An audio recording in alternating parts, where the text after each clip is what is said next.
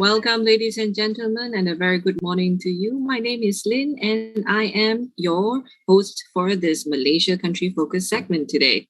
I come from Deutsche Messe, the country representative, and we are happy to bring you this session once more. This is a follow-up to the segment that we have had in July, where we brought together 40 over speakers focusing on the Malaysian initiatives for Industry 4.0. So, this segment is also going to be filled with very interesting conversations and making sure that you would also be able to learn what the government agencies that would be speaking later in the panel discussions have in store for you. With that in mind, we would like to let you know that the session that we had in July has spurred a lot of interest in wanting to know what Malaysia is up to, actually, in Industry 4.0. And we have had many people who participated, asked questions, and also found out how branding, how innovation, and how Industry 4.0 can actually improve your business, pivot it to be better, as well as survive in such a pandemic. Now that we're living in an endemic time, it is also essential that we find out how some of these plans that Malaysia has would be able to improve the country.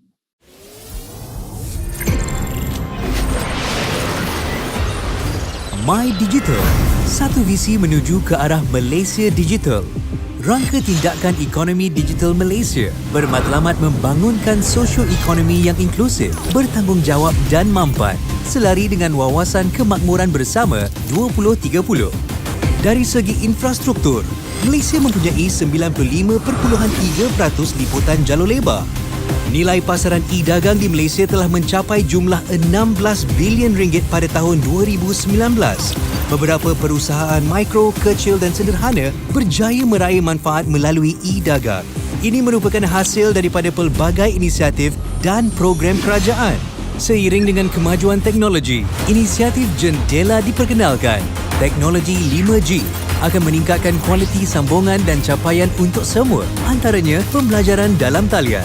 Bagi pelajar yang akan memasuki alam pekerjaan, pengetahuan dan kemahiran digital akan membantu mereka berjaya dalam ekonomi yang baru ini. Hasilnya, ekonomi digital yang semakin rancak akan mewujudkan lebih peluang pekerjaan dan juga kerjaya baharu. Perniagaan akan berkembang. Internet benda, IoT, mendorong perniagaan menjadi lebih inovatif dan produktif. Data raya, blok rantai dan kecerdasan buatan AI adalah antara inovasi teknologi yang mula digunakan perusahaan mikro, kecil dan sederhana.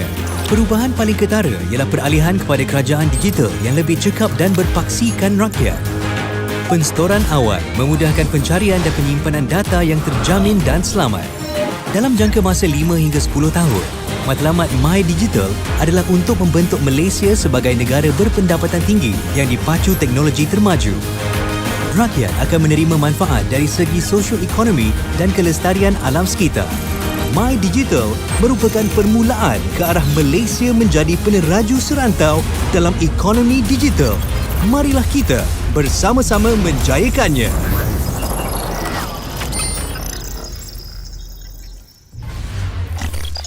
Without further ado, we'd like to introduce to you our speaker that hails from My Digital. His name is Fabian Bigger. He is the Chief Executive Officer, has taken effect since 19 April 2021. He has actually worked in numerous positions within the government, especially in the Ministry of Health, as the Director of the Civil Service Delivery Unit, as well as that of Pemandu. He also had some consultative council on foreign policy that was chaired by the Ministry of Foreign Affairs of Malaysia. Without further ado, please put together your hand in welcoming Mr. Fabian Bigger.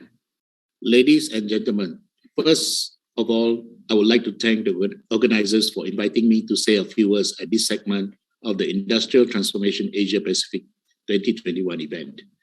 In July this year, the government of Malaysia launched the National Fourth Industrial Revolution Policy. It serves as a broad, overarching national policy to drive the nation's 4IR agenda and to support national development plans such as the 12th Malaysia Plan and the Shared Prosperity Vision 2030.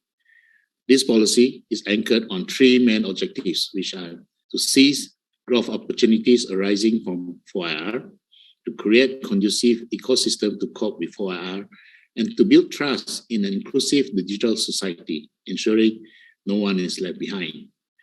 The focus areas covers human capital development, infrastructure improvement, regulations improvement, and technology adoption via innovation. This policy is built on a whole-of-nation approach in the spirit of Keluarga Malaysia, or the Malaysian family, in which the government will continue to facilitate and enable more innovations in the country, businesses to step in and embrace changes to adapt to 4IR in order to stay resilient and competitive, and the citizen or the people need to be aware and make use of the emerging technologies for greater good. This policy is also complemented by the Malaysian Digital Economy Blueprint, which was launched earlier in February this year as well. Ladies and gentlemen, we all know execution is key. To ensure effective implementation, the government established the National Digital Economy and 4IR Council, chaired by the Prime Minister, with members from both the government and the private sector to provide policy direction and overall monitoring. While specific clusters or working groups chaired by members of the cabinet looks at the technicalities and the implementation of the initiatives. We also have a delivery unit that also functions as secretariat to the council, driving change management and providing support to implementers, whether they are from the private or public sector. Examples of specific initiatives include mobilizing core investment funds for 4IR technology adoption by industries, prioritizing research, development, commercialization, and innovation funding for technological innovations, adopting agile regulatory approach, and to expand the regulatory sandbox, just to name a few. From these examples, it is clear that innovation is at the heart of 4IR. Hence, it's imperative for us to reinforce our institutional capacity to support and create an enabling environment for innovation to thrive. In our 2022 budget, which was tabled recently, specific announcements were made in relation to our push for the 4IR agenda, namely allocation for smart automation grants, allocation to improve TVET skills, allocation for Innovation Hub Industrial 4.0, technological transformation incentives for SME, as well as enhancement of the national regulatory sandbox. Malaysian companies should take advantage of some of these initiatives and offering to press forward in adopting Industry 4.0.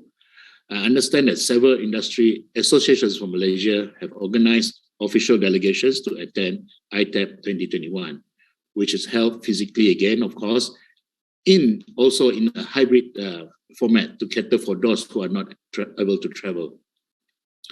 Is events like this, such as the ITAP 2021, which focus on the latest technology within Industry 4.0 solutions that allow Malaysian companies, big and small, to network, exchange knowledge, gain partnerships, forge alliances to create, pivot, and develop new businesses.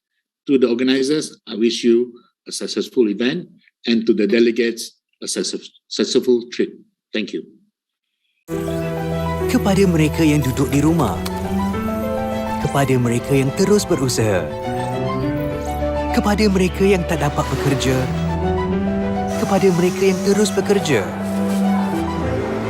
kepada mereka yang bertungkus lumus, kepada mereka yang takkan berputus asa, kepada mereka yang sanggup berkorban, kepada mereka yang berjuang untuk kita, kepada mereka yang bersemangat wajar. Kita mungkin tak dapat bersua, tapi kita cekal, kian mencari jalan. Hari ini tersungkur, esok kita mara. Seiring dengan teknologi, kita akan maju. Masa depan kita dalam tangan kita. Dasar revolusi perindustrian keempat, 4IR negara. Mensejahterakan kehidupan bersama teknologi.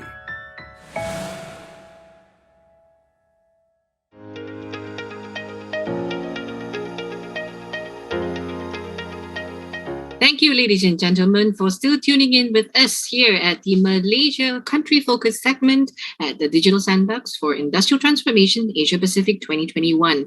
I believe the videos that we have shown earlier will give you a little bit more insight as to what Malaysia is actually doing in the space of My Digital, as well as that of the 4IR policy.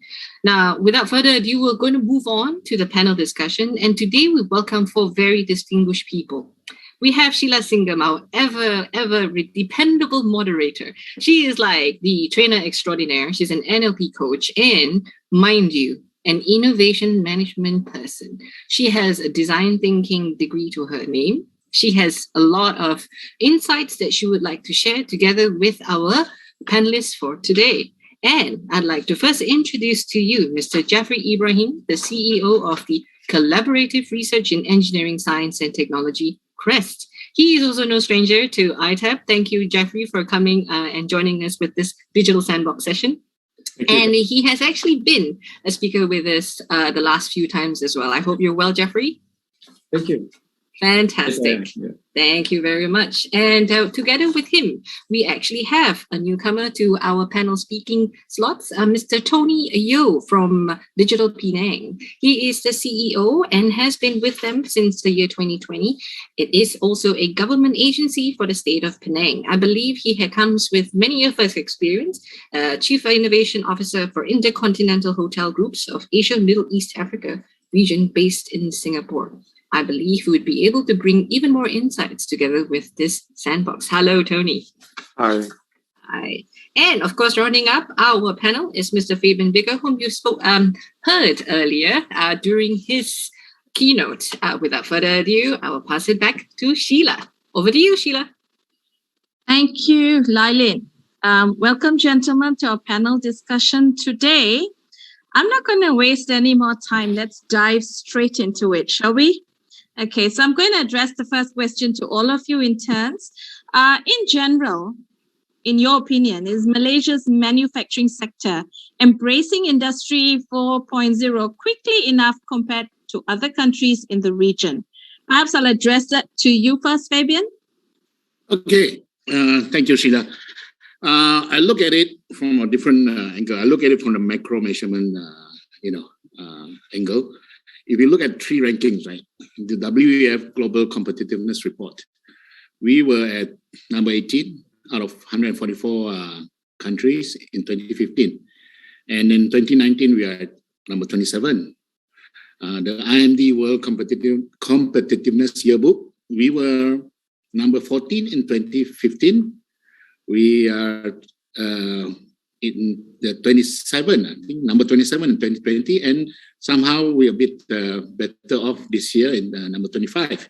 But to be specific, if you look at the IMD Digital Competitiveness Ranking, we actually slipped 5 places from number 21 to 26 in the space of 5 years.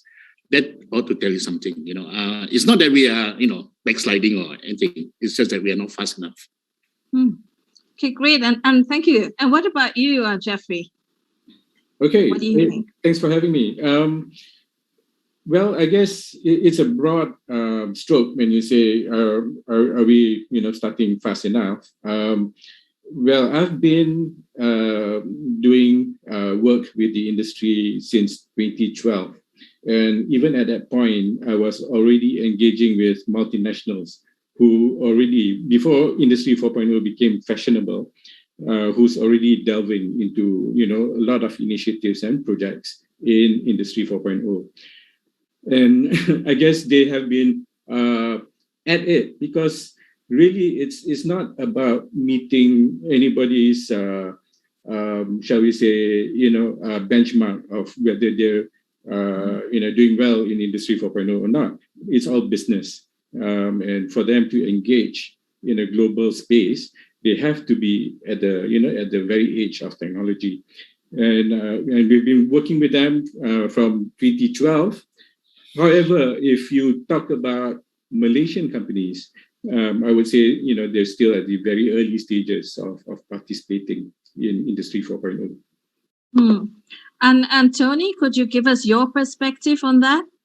Yeah, I think by certain sectors, definitely there are successes and excellence, especially for Penang in high-tech manufacturing, especially electronics and electrical.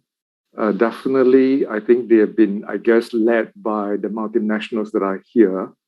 Western Digital has just recently announced the first lights out factory in Penang, and there are only 6 in the world. So I think they are probably kind of like leading and pulling along the local companies. In that sense, I think for the high-tech manufacturing, definitely we are. I mean, I think they have to, right, for competition.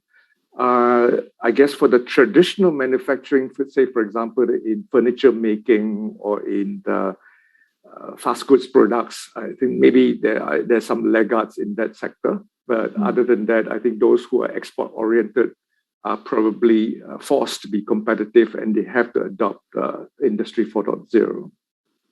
Okay, so from what I've heard, it seems to be that there's a sort of discrepancy.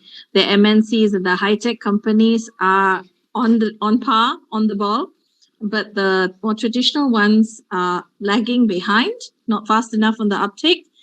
So what could be some of the factors impeding the adoption of Industry 4.0 in the manufacturing sector in Malaysia? Jeffrey, maybe you could start with you this time. Yeah, thanks. I guess exposure is one of them, the lack of knowledge of what's available, maybe hesitation towards modernizing their current practices, and not knowing what to do with, like in today's terms, data is the new oil. You need to gather a lot of data and you leverage that and you drive your business towards it. I think the lack of knowledge in those areas could be one of the reasons why. Okay, thank you for that. And Tony, in your experience, the traditional ones that are lagging behind, what do you think is impeding the adoption of Industry 4.0? I think in some ways what Jeffrey said is true. It's about the mindset. And one of the challenges, I think, is aging owners and aging equipment. Some of the owners are, I guess, almost near retirement and with no succession plan in place, especially for the small, medium manufacturers. I think without succession plan, I think they're kind of like still on a wait and see attitude. And I guess they are still profitable and there's no urgency or basically burning platform for them to move towards this adoption.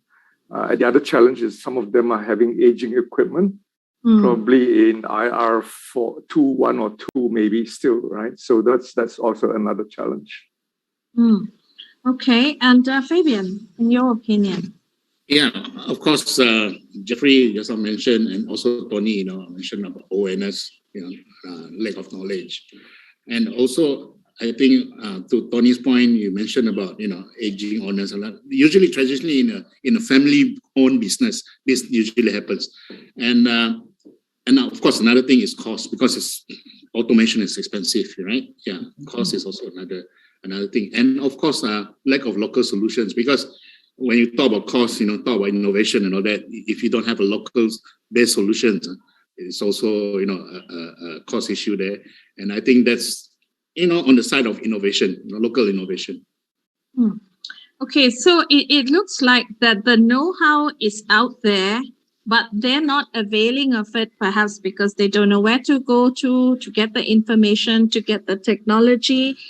As you say, it's what you said earlier, Tony. It's an aging ownership of these, older traditional organizations. And so the mindset is also something that's holding them back. And Fabian, when you mentioned earlier that cost could be an issue, well, to actually start on that path to Industry 4.0, to automation, people have this idea that it's just going to cost so much because we got to start and we got to start big.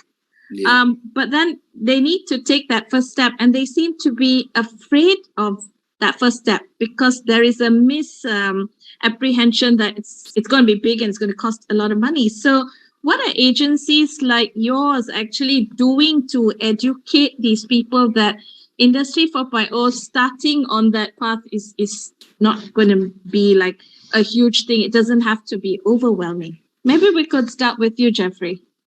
Yeah, I mean, it is actually, change management, I guess. It's about not knowing what you need to know. But, in essence, Industry 4.0 is essential. Our Malaysian companies need to be global players. Like what Tony said, for the electronics industry, by and large, I think we've been doing this for the last 50 years. We've gotten some progress, but in many other sectors, they need to be in that community. They need to link up their supply chain. They need to link up their partners. They need to link up their clients even in order for the clients to be able to see how they're doing in order for them to be part of a supplier of a global solution. So I think we need to dispel all this this fear of participating, and to that extent, I think the government and agencies and organizations like Fabian's and Tony's have available to these companies, the smaller companies, access to basically sites where they have actually implemented some of these solutions. And I think one of the things that we need to do is to give them that exposure and to show them how it is essentially so important for them to be part of it. Which actually brings me to the next question. It ties in very nicely with the next question as to what are some of the practical strategies that your organizations are actually doing to convince more of these manufacturers who are, hovering with trepidation on the edge of transformation and innovation to adopt, to take it one step at a time, and to convince them of the necessity of doing it. It's no longer that we might want to, or we should or shouldn't. They should, they must. So how do we get that message across? How are your organizations getting that message across? Fabian, maybe we could start with you. Okay. My organization, we actually so far we have not dealt with the manufacturers directly, because as you can see, our first mandate is to actually be a main coordinator for the digital economy blueprint as well as the 4I policy. But moving along, yes, there's something that we need to do. We need to communicate across and together with our so-called sister agencies, because there are agencies out there like NDAC, that's already nurturing some of the companies or startups, or and you have MIDA as well, dealing with the foreign investors and all that. So I guess we have to get our act together. We have to make sure that these activities are more coordinated, and that's what we we have to do. Yeah. Okay, and Tony? I guess at the state level, our approach has to be more around the economics, right? So we have to believe that the market is efficient, and that if these players are in there, that if they believe that going digital or going automation is going to be competitive for them, then they would be compelled to do it themselves. So we cannot put in interventionist policies just to try and drive it, because there's no end to the kind of programs and funding that we can give to get them to adopt it, right? So our approach tends to be, I guess, more light touch, and has to be industry-led. They have to believe that this is the way to go for them to be competitive. And therefore, we will focus on export-oriented in sectors. We will focus on the sectors that are key for the economy. And then, like what Jeffrey says, I mean, we have to basically educate them that they have to be more data-driven. So they have to start to collect those data. And then maybe even groom the internal champions, right? So if they have the internal champions to do that journey, I think that will be something that is more sustainable. Yeah. And how much of inroads have you made into that, sort of that soft approach, that convincing them that they really need to do this? Yeah, well, we've only been set up a year, and actually for the whole year, we haven't had any program funding. So it's only next year that we have kind of like, because we missed the budget cycle. So next year, this will be the approach that we're going to do, which is probably going to be light touch, work with an association, get them to lead that, identify the leaders, and get them to set the example, and then basically say, as a sector, this is how they're going to compete globally or in the region. Okay, so is it just merely a case of funding resources that is impeding them? Or is it a case of the mindset? I mean, some of them might be in a position to be able to afford it, but, to start slow and afford it, but it's like, I don't need it. So which one? Is it a chicken and egg situation here? I think it's the exposure. I think that's what Fabian and Jeffrey said. We have to expose them to saying, look, your competitors in the same sector as you in these other countries are doing this, right? So I think you all need to catch up and start to do that as well. I think that's what needs to be done. So it's sort of like an education approach, a mindset approach where they need to be convinced, and then in tandem setting up the funding that will enable them. Is that the approach that you would advocate? Yeah, I think it's probably a lighthouse thing. So select a few leaders to make them be the sector leads, right? To show them as the lighthouse of what's possible. Yeah. Okay, great. And so, so the funding, and then choosing a few from each sector and using them as the example, getting the mindset change done, and so on. What other practical strategies do you feel, Jeffrey? I mean, in terms of providing them numbers and research and things like that, because people like this, they're businessmen. Got to show them numbers. Figures speak. Yeah, exactly. And I tend to agree with what Tony just said.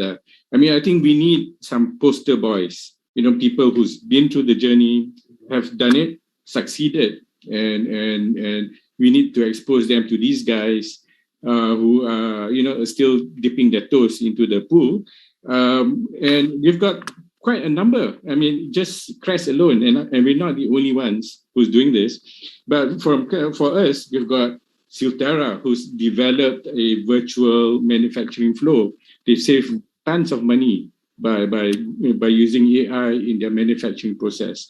We've got TT Vision, who's got an advanced photoluminescence inspection. So they've actually generated millions of ringgit out of a project that we funded only hundreds of thousands of ringgit. And they've generated, I think the last count was 12 million of sales revenue by basically using AI to detect cracks on photovoltaic wafers. We've got Seminars, who's also using deep learning process in their manufacturing. We've got DF Automation, we've got Aztec Auto, we've got Intel, we've got Western Digital, as Fabian mentioned earlier. Actually, Tony mentioned earlier, Infineon, Ideal, Meet, and so many others that we can bring forward. And this should be the poster boys to all these companies to basically say, they've gone through the journey. It's not been straightforward, but it's a needed step for you to get started in order for you to participate in to be a global player. So thank you for that. So Fabian, do you feel that, so these poster boys, they're there, the poster boys are there, the case studies are there. What can we do with this to use this to, be convincing the industry? For me, I look at it, not only they are poster boys. In fact, some of these poster boys and some of the local Malaysian companies, they are also supplier to these poster boys. What we can do is actually, not only showcase, tell the story, tell the success, but also maybe we can work with the so-called poster boys, how to incentivize their suppliers, to adopt for our technologies. How if you do this, I'm going to give you a special deal, or something like that. So we probably have to figure this out, and how do we actually incentivize them through these poster boys. You've actually helped to lead me into the next question when you're talking about incentivizing, right? Are there these incentives already in place, and perhaps what are some of the incentives that the government is coming up with to actually make this happen? Right on top of my mind is something that came out with in the budget. I think smart automation grant. I'm sure that there is such incentive much earlier on. But it was reintroduced again or allocated back to show that that's important. And of course, other than automation, there's also things related to upskilling of their workers and so forth. So yeah, if you go through the budget, I think I've listed close to about 8 that's related just on this part. Yeah, I don't have the thing right now, but Okay. yeah, it's mentioned in the budget recently. Okay, so Tony, looking at it from the other perspective, right? Perspective of, say, the manufacturers, what do you think are some of the incentives, maybe you might have heard about it, you might have spoken about it, that would be actually very welcome to get them to get on board with Industry 4.0? I think it's actually the incentives has to be a bit more targeted, right? And I think one of the typical feedback that we get from them is that it's a very long, tedious process to get the incentive. I think that is something we need to probably streamline it and make it a lot more efficient. But as far as I think the incentives are concerned, I don't think that's really the challenge. I think it's like what Jeffrey said is, how do we create that multiplier effect? Right? You go after the one that already has the success and then see how can they use that and create the multiplier effect in that sector. I think that's probably the approach that we should go, because I think the government cannot have enough deep pockets to fund everybody who wants to go automation, right? They have to believe that that the market, it's about a buyer and a seller out there, that they are actually going to have that market to be competitive out there. So I think that probably is an approach. One other thing maybe that hasn't been very explored much is probably looking at more open source. I think a lot of the products that are out there is kind of like very close and proprietary. So maybe a very base layer of open source type of things that people could adopt, right? And then that will give them at least some kind of a baseline to start with, easy, that kind of thing. So, for example, Vision One in Bitrox, for example, is a software, and they actually the subscription fee for that software is actually very low, but it's the lack of people who understand it, to know how to apply and adopt it. I think that's one of the challenges. So maybe some kind of a training incentive is probably a bit relevant. But for me, I think incentives should be a bit more outcome-based, right? And so you show the outcomes, and then we will give you the incentive rather than to incentivize them to adopt it. Yeah. Okay, so again, it goes back to the chicken and egg situation, isn't it? So I give you the incentive based on your performance, but then I don't know. If I don't get that incentive, it might not compel me to make all these changes to perform. So how do we go about that, Jeffrey? Do you have any ideas on that? Well, okay. I guess recently CREST was appointed with a MOSTI program under Academy Science called the iConnect program, and essentially, in essence, what we were trying to do there is to create a community of stakeholders in the Industry 4.0, and basically get them to know each other, introduce them to each other. Show them what you have, show them what is out there, for example, and basically our task is to bring people together and to leverage off each other. Sometimes you need to use platforms that's available, and I'm with Tony there.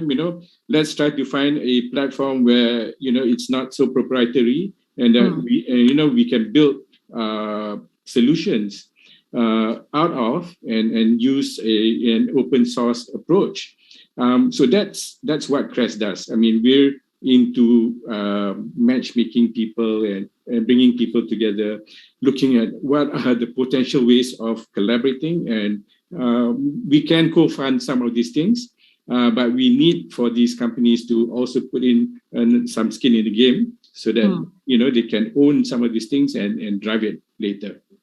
And have you seen any indication of willingness on their part to do that? Excuse me. Yes, I think there is some indication that we are progressing. We just did a tech week where we actually had 28 stakeholders coming in, and we had hundreds of participants trying to find out what's out there and how can they participate. Excuse me. Our next job is basically to get people to talk to each other and to explore working with each other. Okay, that's great. Fabian, are there any models of this, implementation of Industry 4.0 in other countries that you feel that, are there any models in the first place that have been successful? And could they be taken and sort of replicated here with a bit of modification? What do you think? Okay, we have not, looked at all these models that in the country, to be frank with you, because my priority right now is to make sure that we can implement what was already published, in the National 4IR policy, because, it was planned by the EPUs together with the various agencies, and then we were set up to make sure that it gets implemented. So my immediate priority is actually to translate all these documents into actionable items. That's why we are working with the various agencies in what we call mini labs. The word lab is already always being used, but to actually see who are the implementers, what needs to be implemented, and of course, no doubt, some of the things are already there, already being implemented. It's just being captured into the policy document as well. But we are looking at things that are new, and then to some of the agencies that, okay, they need to figure out how to go about this. So we're spending this time right now, to figure all this out and roll out all these plans as soon as we can, because time is of the essence. Yeah. So Tony, what about you? Your thoughts on this? Is there any model that we can sort of take and modify and apply here? Or could we create one? Clearly there needs to be a bit of acceleration in terms of innovation and Industry 4.0, because there's a discrepancy, right, in the manufacturing sector. So what are your thoughts on that? Well, I mean, if we just look at the sheer numbers, they're like, it's just in Penang, right? There's 60,000 SMEs. And out of that, 3,000 are in manufacturing. And so we need to think about, so what is a measure of success? Is it to get the 3,000 all IR 4.0? I don't think that is the measure. I think it is about, actually what's more important is to get them to be competitive and to get to a critical mass. Right? I think some of them are just too small, right? So I think getting them to a critical mass to be competitive at the regional or global level would be some of the key aims and objectives for us. I think the challenge is actually, I think, how do we go about doing that? So again, like I've said, our approach, what we're thinking of doing is actually, what I like is to look at how do we get sector by sector, working with the association, coming out with a transformation map for that particular sector. And if the association and the members in there agree that this is the way they want to drive the adoption and how they were going to be competitive, I think then that will be the roadmap for them. I think that will be the approach. Is that approach already being implemented? Is it? No, so we're starting to go sector by sector. So for example, we're picking precision engineering, logistics sector, and then say, okay, what is the industry transformation map for you and your sector? And then working with them and then see how they're going to adopt that. And they, as the members themselves, will have to drive that adoption. Okay. And Jeffrey, that plan, is that something CREST could actually kind of collaborate on, or is it something you're already doing as well? We're not a huge team, so we're into leveraging things that is out there, and our stakeholders include not just the multinationals, the SMEs, and the large local companies, and academia and government itself. So we try to bring the best of all of these to make that happen. Like your question earlier, is there an example organization that I've seen? We've studied a little bit the A-Stars ATRC, I think the Advanced Technology and Remanufacturing Center in Singapore. And I think they took the approach where they basically have a lot of the multinationals and the service providers pulled together and built a huge center that is used to basically illustrate how how technology can help solve the company's problem and to demonstrate how Industry 4.0 works, among other things. And while it is an expensive way and they have to spend a lot of money to put all of this together in one place and to basically channel everybody to go through it.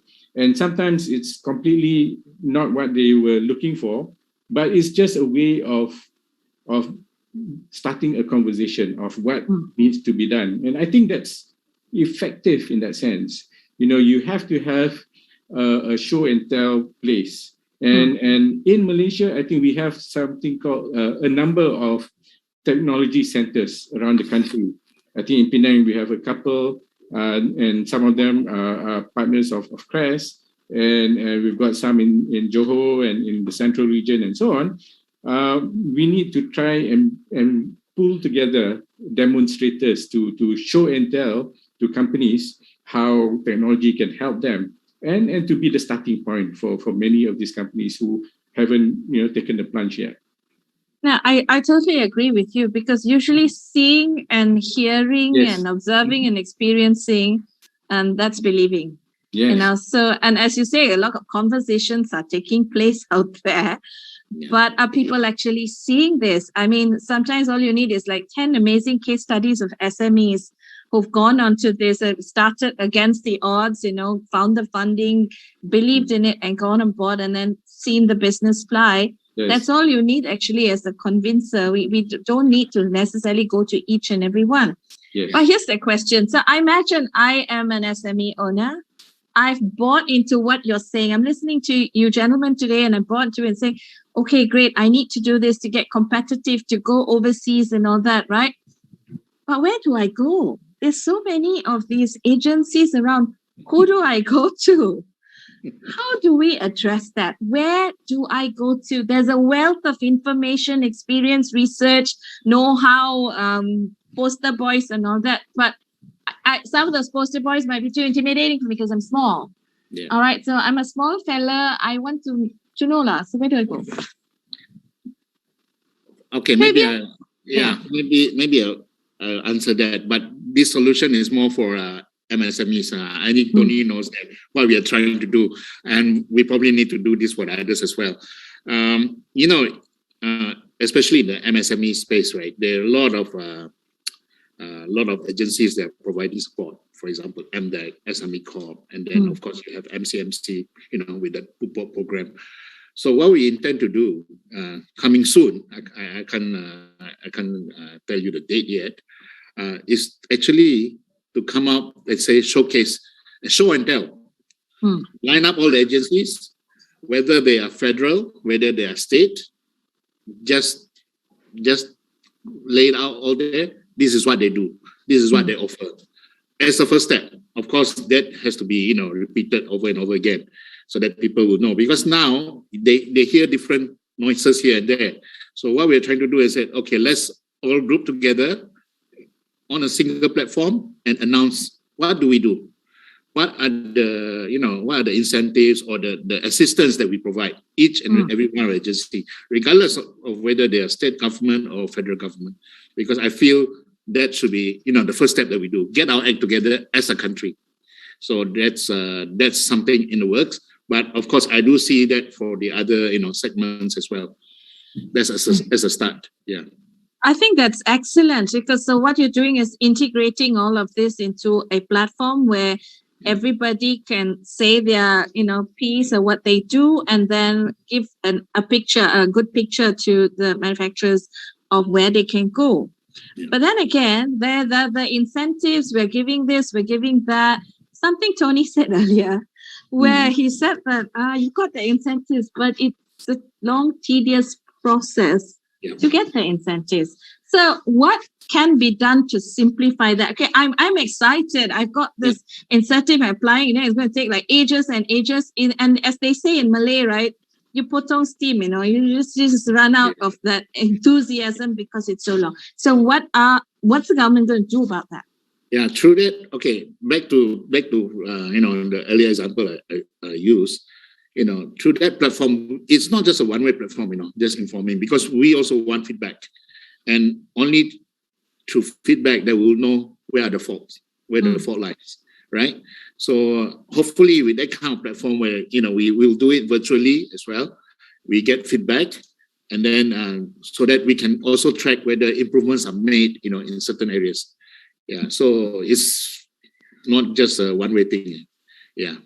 I think that's good, because that will actually enhance credibility of the agencies that are actually out there, because a lot of times it's incentives agencies where we've got all this stuff to give you, but it's very one directional. So if you say there's going to be that feedback mechanism, so going back to you, Tony, what's a decent period of time for me to be able to apply and get that incentive from your perspective? What would you want to see? I'm just putting it out there.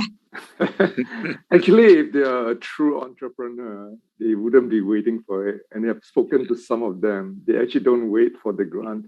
They do see that they have to go down this track, and some of them have already gone ahead to do it. Right? And if it does happen, if they do get the incentive, to them is a bonus. So some of them have already kind of done that. And I think we should encourage that as well, right? Because then they are true entrepreneurs that are very competitive and not just always dependent on the grants. If you ask me about streamlining the grants and stuff, I guess it should be no longer than a month. It shouldn't take that long to assess and say whether they should be given that. And again, like I said, we should probably not give too much of it out and spread it out so thinly. We should look for those multipliers, right? I think that's where we should be looking at those who are able to create that intellectual property that can then be used by many of them in the same industry, for example. That would be what we should be looking at. Yeah. I think that's an excellent idea. And I like what you're saying, because, it's about taking a proactive stance. I totally agree with you. If you want to do business, then you've got to put out there. You know what I mean? Put out first. And then if you get the incentive, okay, great. You can use that to sort of further innovate. But if you don't, it's okay. I mean, this whole thing about waiting for grants, it's just not the way to go. You get it, it's great. You don't. Find out, move on, figure out a way how to do it. Do your business projections, work together. Collaboration, I think, would be a great tool. Jeffrey, what do you think? I mean, also you've got these, territorial sort of, I don't want to share and all that, because then my competitor will get as good as me. But that's one way. If you collaborate and pool your resources, it's going to take you further. What do you think? Yeah, I mean, collaboration is a nice word, but when we're talking about intellectual property, everybody gets very touchy, but we found a formula on how to enable people to work together and to even co-create IP. So what we do is we have this conversation prior to embarking on an initiative, and we pre-agree how to split out the effort. So sometimes academia has some capability, but industry comes in with some platform IP, and then they agree for the next 2 to 3 years they develop something together, and they have to decide before they sign up with us on how to split out the outcomes, and that is very key. And out of our 170 odd projects that we've funded, we've basically completed about 80, and the commercialization rate for the projects, because it was pre-agreed, is about 27%, much higher than many initiatives like us. A-Star's performance is about 7%, and and some others. And the country as a whole is about 2% or 1.8%, around there. But because we have this pre-agreement of how to work together and have a win-win situation, everybody works towards the same goals. Okay, and that's good. What something Tony said earlier as well is about, incentivizing those who are, willing to, in a sense, this sort of ties in with what Tony was saying, to incentivize those who are willing to collaborate and come up with a shared IP that, can be applied to the sector. I think that's a great idea too. So we've got a few more minutes. So I'm just going to round up and ask you gentlemen whether you've got any final words of advice to the industry, final wish lists for the industry. Maybe we'll start with you, Tony. Yeah, I think we should get they are probably already, but we need to get them to be more external focused. Competition in the region is heating up, right, from the countries, our neighboring countries. So we need to get them to be a bit more external focused instead of just relying on government to lead and give them the grants, but they need to start to take the initiative to look at it externally. Like what Jeffrey said, even if we do create the IP, we should just basically open it up for internal adoption across the country. And then the market is basically not Malaysia. The market is ASEAN and the world, right? So that should be the way we need to go. Yeah. Yeah, so they need to move out of that insular thinking and see the world outside of Malaysia as the real market and collaborate so that you can capture that territory rather than competing inside with each other. Yeah, it's about the Team Malaysia. I think that's what we need to look at, right? So yeah, I totally agree with that. Jeffrey, any last final words? I would say that Industry 4.0 right now, maybe they're still figuring out whether to get started, but it's going to be, in essence, essential for the companies to survive. I think, like what Tony said, the competition is heating up in the region. Those who don't adopt, I dare say, might perish, might perish. So they will not survive if they do not hook up with their supply chain and their customers and so on. So, do it now, get started and take the plunge. Okay. And Fabian? Well, okay, for me, of course, I'm always looking at it from the government angle, right? For the industry, I think Tony and Jeffrey already given the advice. For me, I always look at how do we work together, because there are so many agencies looking at all these things. Now, how do we come out as one, one Malaysia rather than, having, different agencies. So this is what actually I'm my intention is to bring all these agencies together and we work as one so that we know what each other is doing. Because, mind you, I'm sure there are agencies not aware of, the activities of another similar agency. Yeah. Right. Thank you so much. Thank you so much for that. Very aspirational. And I really, really hope, gentlemen, that we achieve that aspiration and make this happen. Thank you so much for your time today and for your enlightening discourse. Thank you for joining us this evening. Thank you. Thank you.